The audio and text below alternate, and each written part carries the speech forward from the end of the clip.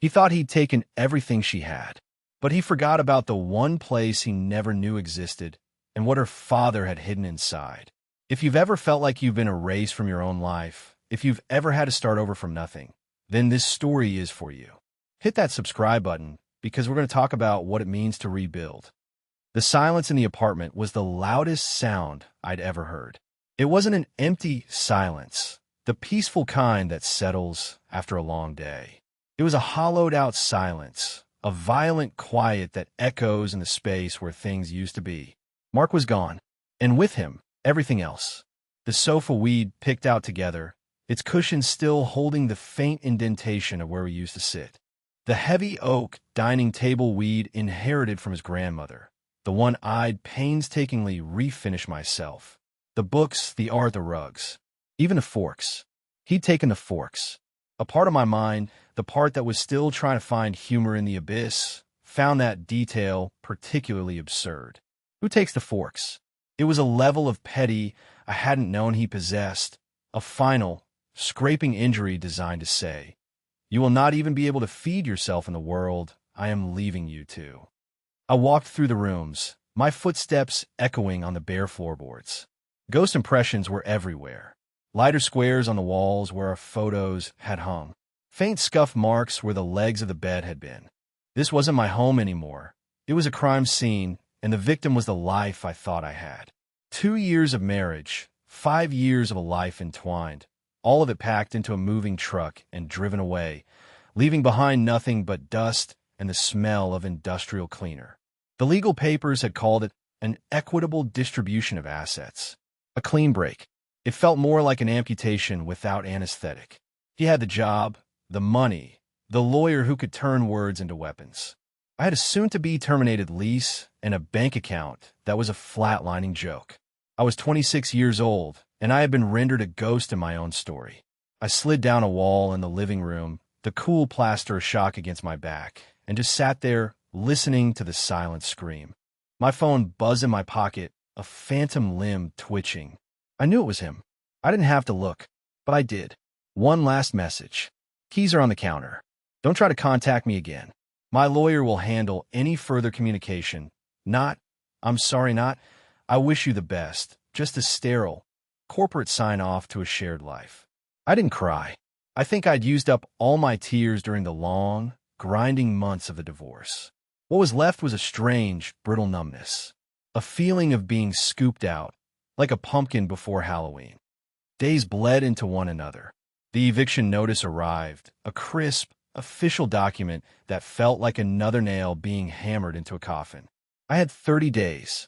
I spent the first week sleeping on a yoga mat and eating cheap takeout from cartons, using the plastic cutlery they provided. The absurdity of the forks was a constant, dull ache. I started packing the few things he'd left behind. My clothes, some worn-out paperbacks, a box of personal trinkets he'd deemed worthless. It was in the back of the hall closet, behind a broken vacuum cleaner, that I found it. A single, sturdy cardboard box sealed with yellowed packing tape. On the side, in my father's familiar, blocky handwriting, was my name, Ilera. I didn't remember packing it when I'd moved in with Mark. I didn't remember seeing it at all. It must have come from my father's house after he passed away 3 years ago, a stray piece of flotsam from that shipwreck of a time, and I just shoved it into the closet, too numb with grief then to deal with it, too wrapped up in my new life with Mark to look back. My father and I had a complicated relationship. He was a man of few words and fewer affections, a mechanic and a tinkerer who was more comfortable with grease and steel than he ever was with a hug. After my mom died, it was just the two of us, rattling around in a small house that always smelled of oil and sawdust. He was a good provider, but not a gentleman. He disapproved of Mark from the beginning. "He's too smooth, Ellie," he'd said once, wiping his hands on a rag.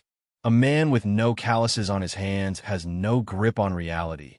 I dismissed it as the old-fashioned grumbling of a man who didn't understand our world.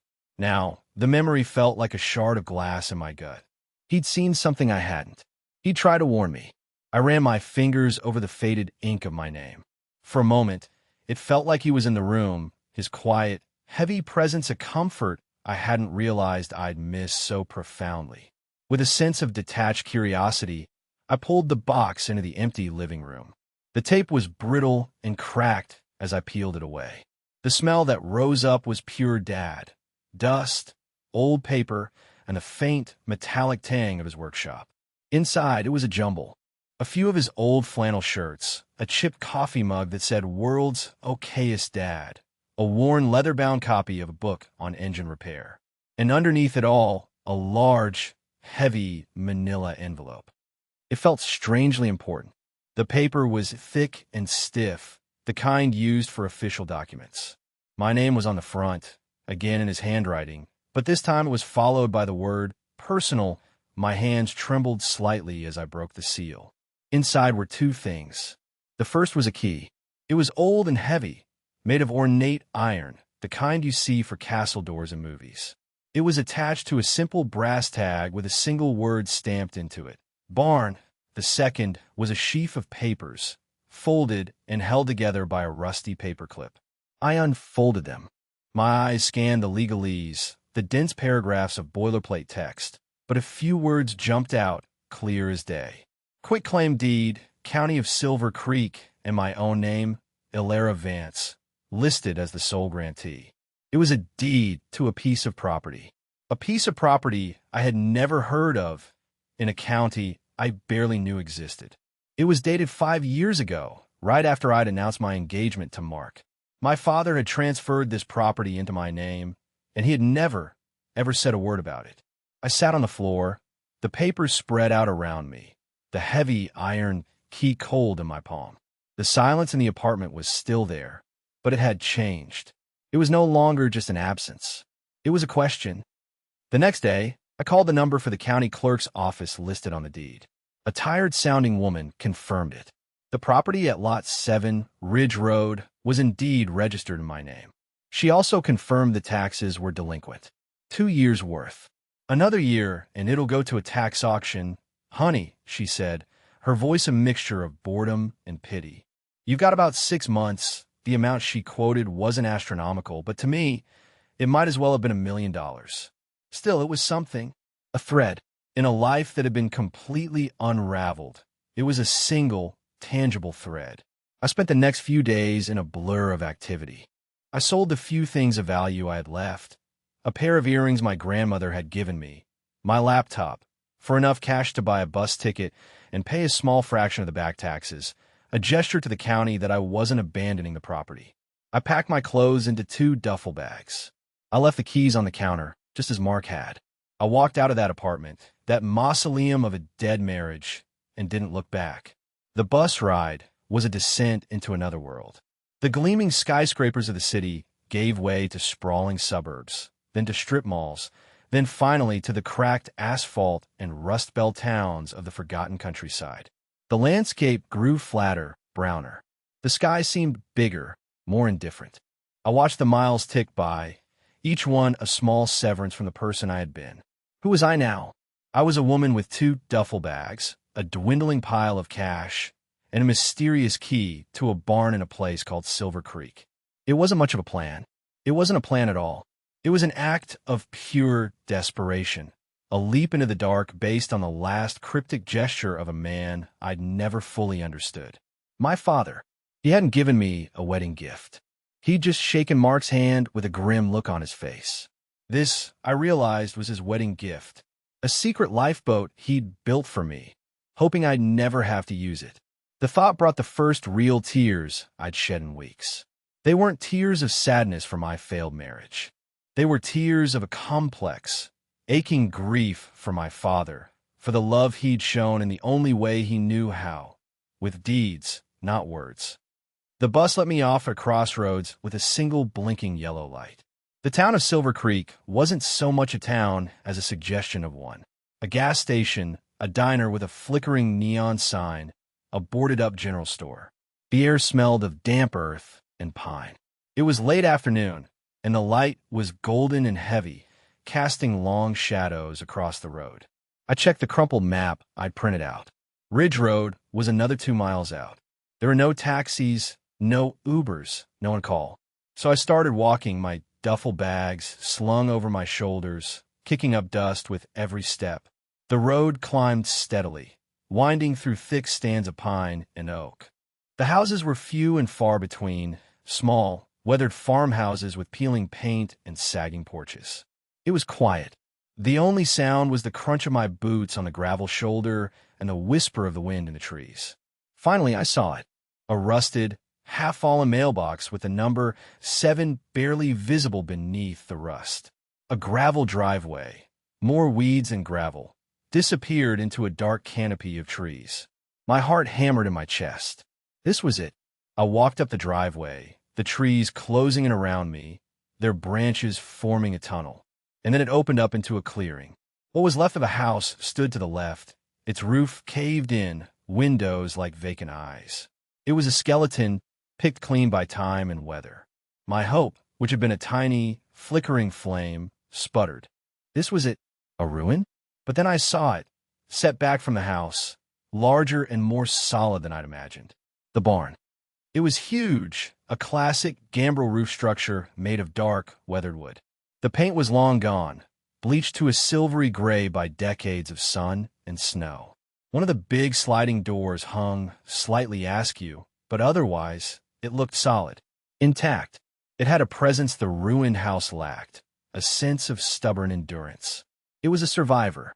I walked toward it, my boots sinking into the soft earth. A massive, old-fashioned padlock, rusted but formidable, held the door shut. I pulled the iron key from my pocket. It felt ancient and purposeful in my hand. I slid it into the lock. It was stiff, and for a moment I thought it wouldn't turn. I put my other hand on it, leaned my weight into it, and with a deep, groaning screech of metal on metal, the lock turned. It clicked open with a sound that seemed to echo across the entire property. I pulled the lock free. The chain fell away with a heavy clank. Taking a deep breath, I put my shoulder to the massive door and pushed. It resisted, scraping against the hard-packed dirt floor, and then slowly, reluctantly, it began to move. A vertical slice of light appeared, cutting through the darkness inside. I pushed harder, and the slice widened, spilling dusty, golden afternoon light into the cavernous space within. I stepped inside. The air was thick and still, smelling of old wood, dry hay, engine oil, and something else, something metallic and cool. It was the smell of my father's workshop, amplified 100 times. Dust motes danced like fairies in the shafts of light pouring through the grimy windows high up in the walls. The space was immense. The ceiling soared 2 stories high, crisscrossed with massive timber beams. The floor was a patchwork of packed earth and cracked concrete. And it was full, not cluttered but full. To one side, ancient, hulking shapes stood shrouded in dusty canvas tarps, like sleeping giants. Farm equipment, I guessed. An old tractor, a hay baler, things from a life I couldn't imagine. Along the back wall was a massive workbench, stretching nearly 30 feet long. It was covered in tools, neatly arranged but coated in a thick layer of dust. Vices, clamps, hammers, wrenches of every size, all hanging from a pegboard wall. It was a shrine to forgotten work. I ran my hand along the surface of the workbench, my fingers leaving a clean streak in the dust. I could almost see him standing here, my father, his brow furrowed in concentration, his hands, sure and steady, taking something broken and making it whole again. This was his place, his sanctuary. I felt like an intruder, but also like I'd come home. I spent the rest of the afternoon exploring, pulling back the dusty tarps. Underneath one was a beautiful, if rust-pocked, vintage Ford pickup truck from the 50s. Under another, a massive metal lathe. Under a third, a table saw the size of a small car. These weren't just a farmer's tools. This was serious, industrial-grade machinery. What was my father, a simple auto mechanic, doing with all this? It didn't make sense. As the sun began to set, casting long, eerie shadows across the barn, a chill started to creep into the air. I had no power, no water, no food beyond a squash protein bar in my bag. The reality of my situation began to sink in. I was in the middle of nowhere with no plan and no resources. The brief flicker of hope I'd felt was being extinguished by a rising tide of panic. What was I thinking? That I could just show up here and what? Live in a barn? It was insane.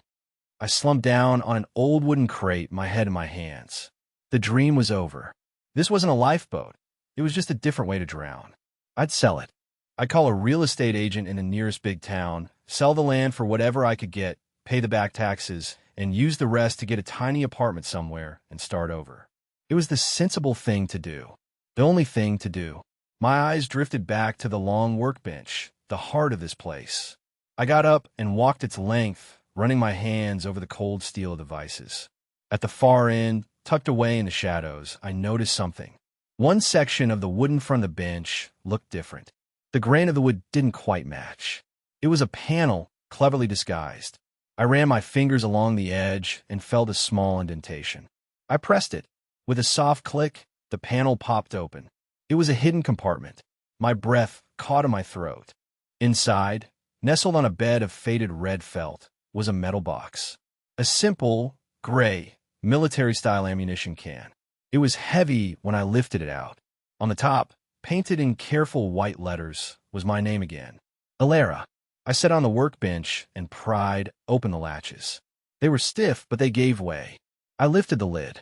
The first thing I saw was a stack of envelopes, tied with a piece of twine. They were addressed to me, and underneath them, wrapped in oilcloth, were stacks of cash. Neat, tight bricks of $100 bills. I stared, my mind unable to process what I was seeing. I pulled one out. It felt real. I started pulling them all out, stacking them on the dusty bench. There had to be, I didn't know, tens of thousands of dollars. Maybe more. Enough to pay the taxes. Enough to live on for months. Maybe a year. It was a lifeline. A real one. But it was the letters that held my attention. There were 5 of them, the paper thick and creamy. The top one was simply labeled Number 1. With trembling hands, I untied the twine and opened it. The handwriting was my father's, but neater than I remembered, as if he'd taken great care. My dearest Alara, it began. My heart lurched. He had never, not once in my life, called me his dearest. If you're reading this, it means 2 things. First, that I am gone, and for that, I am truly sorry. I hope it was peaceful. Second, it means you have found your way here to this place, and that means you are in trouble. I'm sorry for that, too. More than you can know. I built this place for you. A secret place. A fallback. A fortress, if you need it to be. I started putting it together the day you brought that boy home. Mark. I didn't like him. I saw the way he looked at things, not at people, at things. He was a collector, and I saw him looking at you like his shiniest prize. A man like that, he doesn't build anything. He just acquires. And when he's done with something, he discards it. I knew one day he would try to discard you. And I knew he would try to leave you with nothing. I couldn't tell you this. You were in love. You would have defended him, and you would have hated me for it. So I did the only thing I knew how to do. I built you a secret. This barn, this land, it's in your name only. He can't touch it. It was never a marital asset. It was yours before he was ever in the picture. I had to stop reading. I sank onto the crate again, the letter shaking in my hand. The cash on the bench seemed unreal. This letter, this was real. This was my father's voice, clearer than I had ever heard it when he was alive. He had seen it all. He had known, and he had prepared. I picked up the second letter. The money should be enough to get you on your feet, it continued. Pay the back taxes first. Don't let the county vultures take this place. After that, it's your choice. There's enough there for you to walk away. You can sell the land, the equipment, everything. A local developer, a company called Ridgeview Properties, has been trying to buy up all this land for years.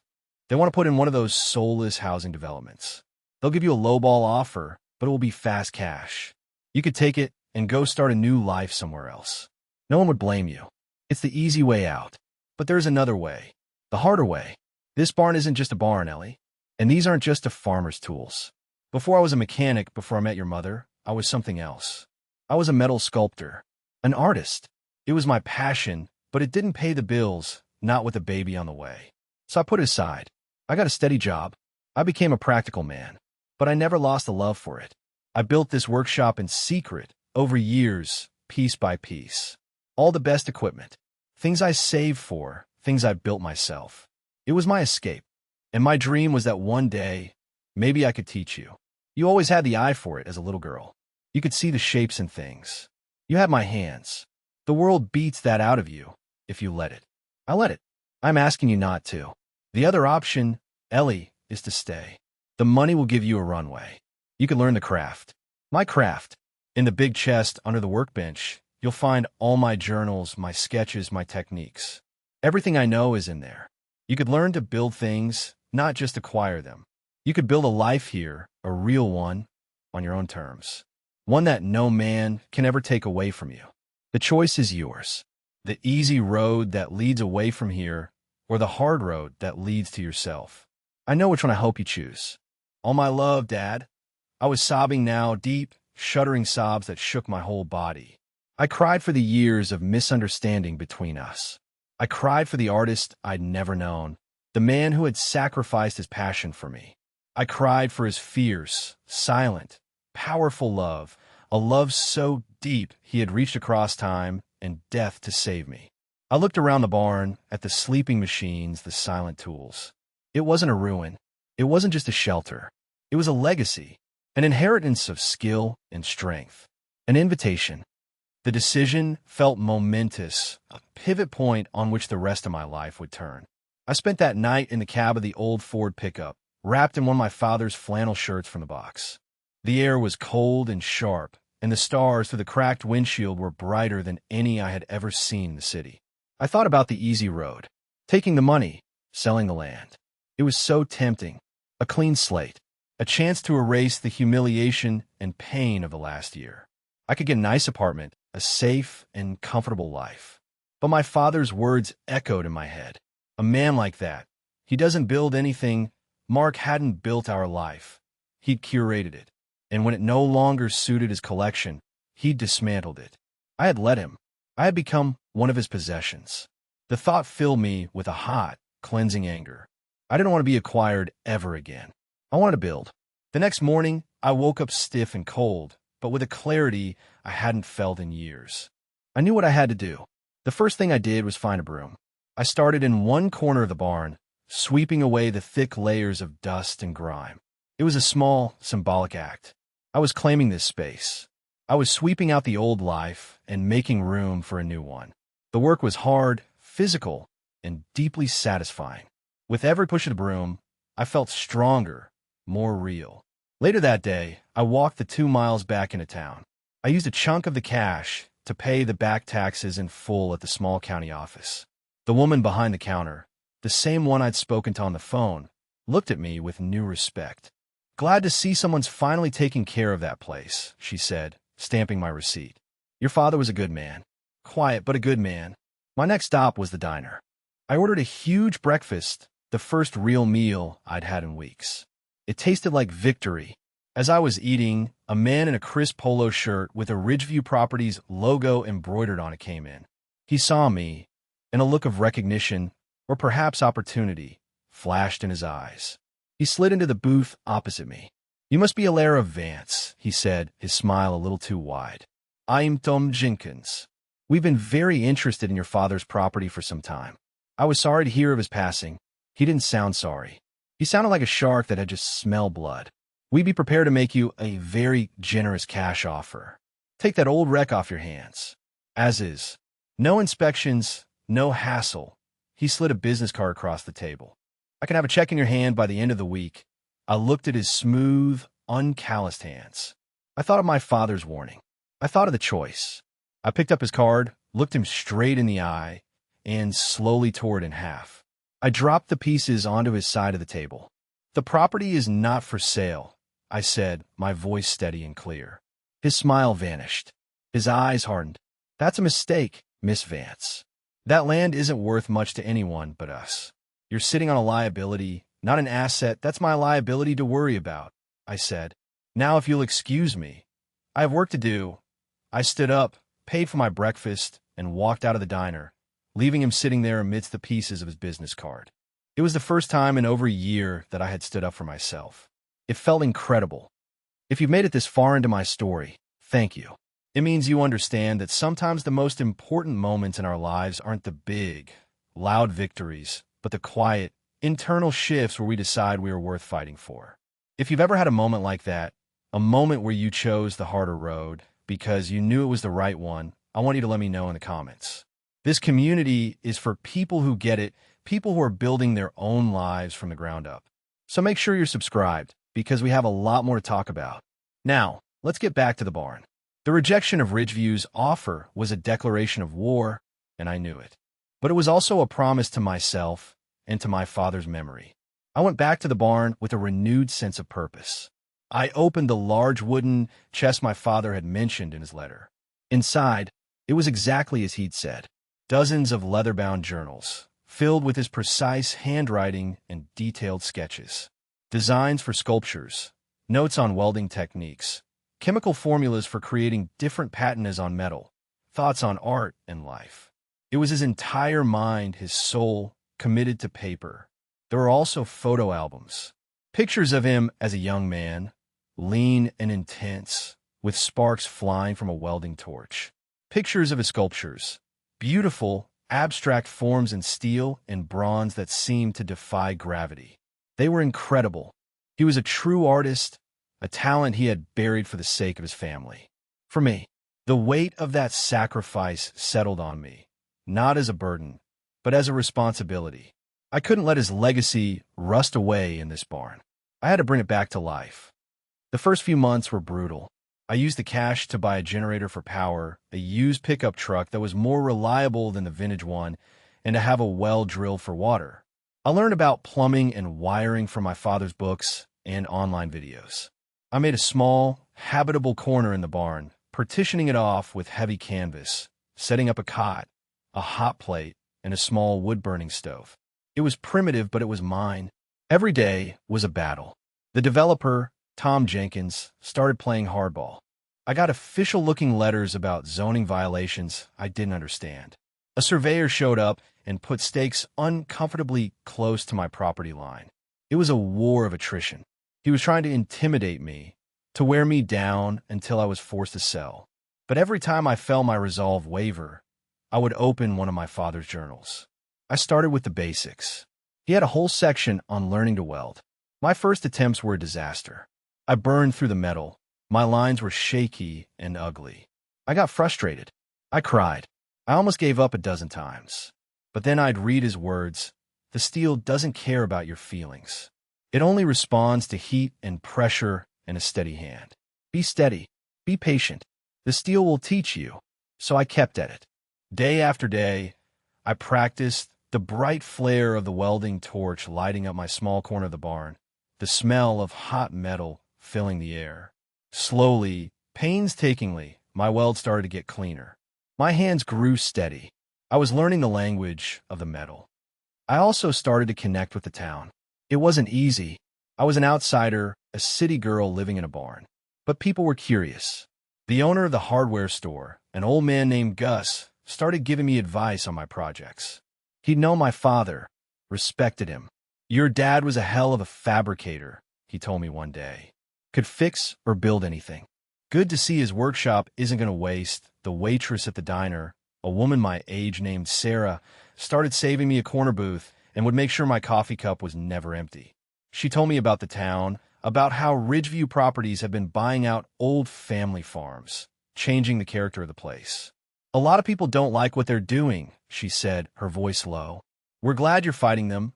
I wasn't just fighting for a piece of land anymore. I was fighting for a piece of a community. I started small, using scrap metal I found around the barn. I made a simple, sturdy gate for the end of my driveway. I repaired the broken hinges on the barn door. Each small project built my confidence. I was fixing things. I was building. I was becoming the person my father had hoped I would be. My first real artistic project was a weather vane for the top of the barn.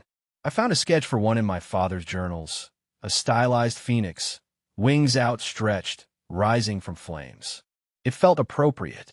It took me a month of painstaking work, cutting the steel, hammering it into shape, welding the pieces together. When it was finally done, I climbed onto the high roof of the barn, my heart in my throat, and bolted it into place. As the wind caught it, the phoenix turned, its metal form catching the morning sun. It was beautiful. It was mine. I had made it. From that vantage point, I could see the whole valley, the patchwork of farms and forests. I saw the stakes the surveyor had put up, the creeping border of the developer's ambition. But from up here, they looked small, insignificant. I had my fortress. I had my craft. I had myself. The legal battle with Ridgeview dragged on. They filed a frivolous lawsuit, claiming my driveway encroached on their newly acquired neighboring property. It was a classic tactic of a wealthy entity trying to bleed a poorer one dry. I had to hire a lawyer from a nearby town, a woman named Ms. Albright, who was sharp and no-nonsense. She looked over the deed my father had left me. "This is ironclad," she said, tapping the paper. "Your father was a smart man. He put the property in a trust for you years ago, with the deed to be transferred upon his death or your legal separation from your husband. He insulated it from your marriage completely. Jenkins has no legal leg to stand on, but he's hoping you don't have the money to prove it in court. The money my father had left was dwindling fast with the legal fees. The pressure was immense. There were days I felt like I was drowning again, that the fight was too much. On those days, I would go to the workbench. I would turn on the lights, fire up the welder, and lose myself in the work. I started making small sculptures, inspired by my father's designs, but with my own twist. I found that I had a voice, a style that was my own. I wasn't just copying him. I was in conversation with him. Gus, from a hardware store, saw some of my pieces one day when he dropped off a delivery. He was impressed. "You should take these to the county market," he said. "People would buy these." The thought terrified me. Showing my work, my soul, to strangers? But I needed the money. So I loaded up my old truck with a few of my best sculptures and drove to the weekend market in the county seat. I set up a small table, my pieces arranged on a piece of black velvet. People walked by, some glancing, most ignoring me. I felt exposed and foolish. Then a woman stopped. She picked up a small, abstract piece I'd made, a swirl of steel that looked like a bird taking flight. "This is lovely," she said. "How much?" I stammered a price, a number I'd pulled out of thin air. "I'll take it," she said, pulling cash from her wallet. That first sale was like a key turning in a lock I didn't know was there. It wasn't about the money. It was the validation. Someone saw value in what I had created with my own two hands. I sold 2 more pieces that day. It wasn't enough to pay my lawyer, but it was enough to buy more steel, more gas for the welder. It was enough to keep going. The seasons turned. Summer's lush green faded to the fiery colors of autumn, and then to the stark white of winter. The barn was cold, but the wood stove kept my little corner warm, and the fire of the forge kept my spirit alive. I worked relentlessly, honing my craft, building a small inventory of sculptures. The community around me solidified. Sarah from the diner would bring me hot soup on cold days. Gus gave me a line of credit at the hardware store. Ms. Albright, my lawyer, saw my determination and agreed to a payment plan. They were all investing in me, in my fight. They saw it as their fight, too. The day of the court hearing finally arrived. I walked into the small county courthouse, my stomach in knots. Tom Jenkins was there with 2 expensive-looking lawyers in sharp suits. He gave me a condescending smirk. I sat with Ms. Albright, my hands clenched in my lap. The proceedings were dry and technical, a flurry of legal jargon. Jenkins' lawyers argued that the property lines were unclear, that my father's deed was improperly filed. It was all lies and obfuscation. When it was Ms. Albright's turn, she was calm and methodical. She presented the original survey maps. She presented the notarized deed. She presented the trust documents my father had set up. It was an open and shut case. The judge, a stern-faced woman who looked like she'd seen it all, didn't take long to make her decision. She dismissed the lawsuit and fined Ridgeview Properties for filing a frivolous claim. She looked at me from the bench. "Miss Vance," she said, "welcome to Silver Creek. I hope you stay." I walked out of that courthouse into the bright, cold winter air, and I felt 10 feet tall. Jenkins brushed past me, his face a mask of fury. "This isn't over," he hissed. "It is for me," I said, and I kept walking. That victory was a turning point. The town saw that I had won, that the big developer wasn't invincible. The story spread. A reporter from the regional paper came out and did a story on me. City woman finds new life and artistic calling in ancestral barn, fends off developer. It was a bit dramatic, but it was true, and it changed everything. People started seeking me out, not just from a market, but from galleries in nearby cities. An art dealer from the capital saw the article and drove out to the barn. She walked through my workshop, her eyes wide, looking at my sculptures and some of my father's original pieces that I had carefully restored. "This is incredible," she said, running a hand over a large, abstract piece I had just finished. "The story, the legacy, it's all here. I want to represent you. I want to give you a solo show, a solo show." The words barely registered. Me in a gallery? It was a dream I would have never even dared to have. I had spent so long just trying to survive, I hadn't thought about what it would mean to thrive. I thought of my father, of his buried dreams. This was for him as much as it was for me. I said yes. The months leading up to the show were a frenzy of creation. I worked day and night, pushing my skills to their limit, pouring all the pain, the grief, the anger, and the hope of the last few years into the steel. I was telling my story and my father's story through metal. The night of the opening was surreal. The gallery was bright and clean, a world away from my dusty barn. My sculptures stood on white pedestals, lit by spotlights. And people were there. Lots of people. Gus and Sarah drove in from Silver Creek. Ms. Albright was there, smiling. People were looking at my work, talking about it, connecting with it. I saw little red dots appearing next to the pieces. Sold. By the end of the night, almost everything had sold. I had made more money in one night than Mark made in 6 months. But it wasn't the money that mattered. It was standing there, in that room full of my creations, and knowing that I had built this. I had taken the worst moment of my life and forged it into something strong and beautiful. I had found my father's legacy, and in doing so, I had found myself. I still live in the barn. It's more comfortable now. I've built a proper apartment inside one end of it, with real walls and a real kitchen. But the workshop is still the heart of the place. It's where I go to think, to create, to feel close to my father. I never saw Mark again. I heard through the grapevine that his new life wasn't as perfect as he'd imagined. But honestly, I don't think about him much. He's a ghost from a different life, a life that no longer belongs to me. My life is here, in Silver Creek, in the smell of hot metal and the sound of the wind in the pines. It's in the solid weight of a hammer in my hand. Home isn't always a place you're given. Sometimes it's a place you have to build, with your own 2 hands, out of the rubble of what came before. It's not about the 4 walls around you. It's about the foundation you lay for yourself. My inheritance wasn't just a barn and some money. It was a second chance. It was a roadmap back to myself, left by a father who loved me enough to plan for my darkest day. He taught me that the strongest things are forged in fire. What this story has taught me, and what I wanted to teach you, is that your foundation is stronger than you think. Even when everything on the surface has been stripped away, there's something solid underneath. You just have to be brave enough to start digging, to start building again. If you have a story of rebuilding, of finding strength when you thought you had none left, I want you to share in the comments below. I read every single one, and your stories matter. They are part of the foundation of this community.